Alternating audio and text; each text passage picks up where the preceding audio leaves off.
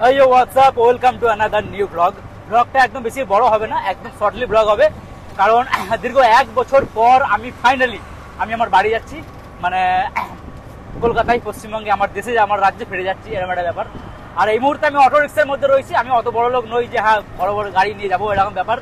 একদম এয়ারপোর্টের পাশেই থাকি, খুব একটা বেশি দূরে নয়।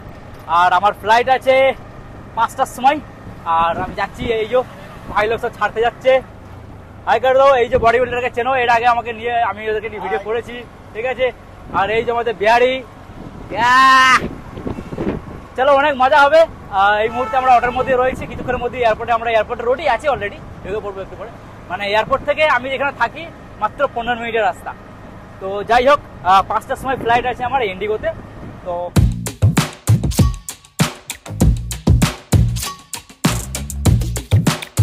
আমাদের প্রবাসীদের একটা প্রবলেম হয় জানেন, যখন আমরা বাড়ি যাই তখন কিন্তু ওখান থেকে আসতে ইচ্ছা করে না, আর যখন এখান থেকে ছেড়ে যখন বাড়ি যাই তখন কিন্তু এখান থেকে ছেড়ে যেতে ইচ্ছা করে না। এরকম একটা ব্যাপার। আজকে একটা বছর আমাদের ফ্যাক্টরিতে সবার সাথে 12 ঘন্টা 24 ঘন্টা সব সময় প্রতিটা দিন ওনাদের সঙ্গে থাকা একসঙ্গে। তো আজকে ওদেরকে ছেড়ে, এই সুরাটকে ছেড়ে যেতে ইচ্ছা করে, মনটা কেমন কেমন করছে, ঠিক আছে। আবার যখন চলে যাবো ওখান থেকে আবার আসতে ছাড়া ইচ্ছা করবে না। তো এটা আমার সঙ্গে হয়, আপনাদের সঙ্গেও কিন্তু হয় কিনা কিন্তু অবশ্যই কমেন্টে জানাবেন, ঠিক আছে। আজকে মৌসমটা কিন্তু খুব ভালো, একদম চাঙ্গা মৌসম রয়েছে, ঠিক আছে। যদিও চিপচিপ করে বৃষ্টি হলো কিছুক্ষণ আগে। অ্যান্ড এই চলে এসছি সুরাট ইন্টারন্যাশনাল এয়ারপোর্ট, ঠিক আছে।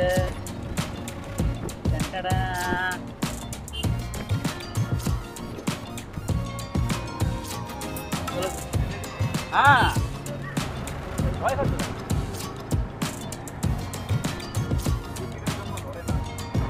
এই হচ্ছে সুরাট ইন্টারন্যাশনাল এয়ারপোর্ট, একদম।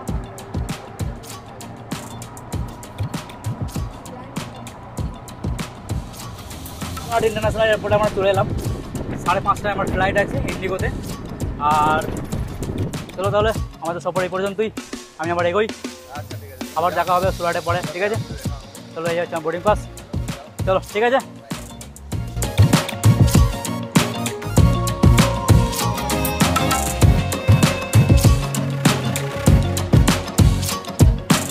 ফাইনালি সুরাট এয়ারপোর্টে আমরা চলে এসেছি, একদম ভেতরে, গেট নাম্বার 5। আর বোর্ডিং পাস সব প্রায় কমপ্লিট। আর এই যে আমার লাগেজটা, হাত লাগেজ এইটা, ঠিক আছে। আর এই যে আমরা অপেক্ষা করছিলাম গেট নাম্বার 5-এ কফি। আমার সুরাটের কফি 150 টাকা দাম, যেটা আমরা সুরাটে 5 টাকায় খাই।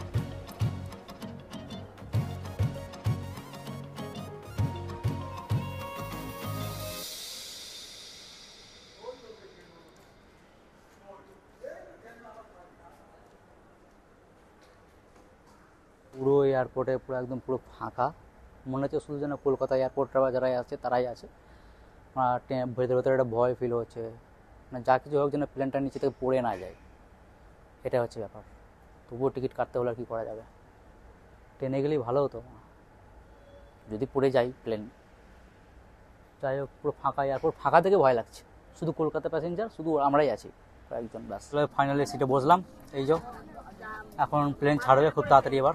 আর এই যে আমরা প্লেনের মধ্যে আছি, ঠিক আছে। এই যে ঠিক আছে, এখন তাড়াতাড়ি ছাড়ি, আর ভালো করে ভালোভাবে যেন নিচে নেমে যেতে পারি, এটা হচ্ছে ব্যাপার। যেন পড়ে মরে না যায়, তাহলে বাবাল হয়ে যাবে পুরো। 5:30টায় ফ্লাইট ছাড়লো, 5:30টায়, ঠিক আছে। এখন बगल में डालें और एडजस्ट करें। रक्षा जैकेट को खुलाने के लिए लाल टैब्स या टैग को रखें कि द्वार के बाहर निकलने से बिल्कुल पहले आप रक्षा जैकेट में हवा भर लें। यदि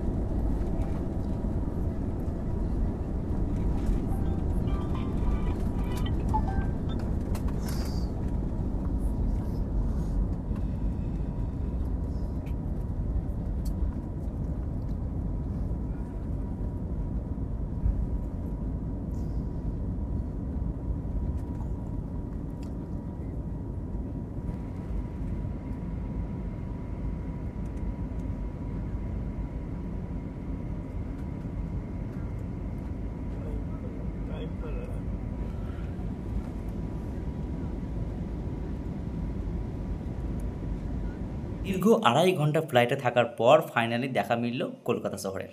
সন্ধ্যা 7টা নাগাদই কলকাতা কিন্তু অন্ধকার, আর এই রাত্রিতে পাখির চোখে কলকাতা শহরকে আলাদাই লেভেলের লাগছে।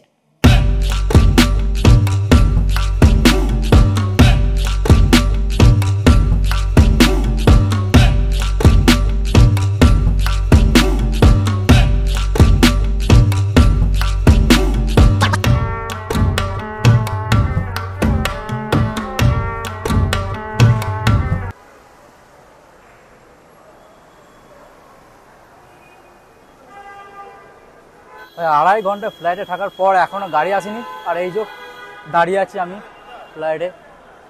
কখন গাড়ি আসবে কোনো ঠিকানা পাতা নেই এখন। অনেকক্ষণ অপেক্ষা করার পর ফাইনালি গাড়িতে। আপনাদের একটা কথা বলেই দিই, এই ভাই আমার দীর্ঘদিনের বন্ধু, এখন সে গাড়ির বিজনেস করে। আমরা প্রবাসী যারা বর্ধমান, মেমারি ও হুগলির আশেপাশে থাকি, তাদের জন্য কিন্তু খুবই সুবিধা একটা গাড়ি হাওড়া স্টেশন বা এয়ারপোর্ট বা বিয়েবাড়ি সব রকমের সুবিধা আছে, তাও আবার সবচেয়ে কম খরচে।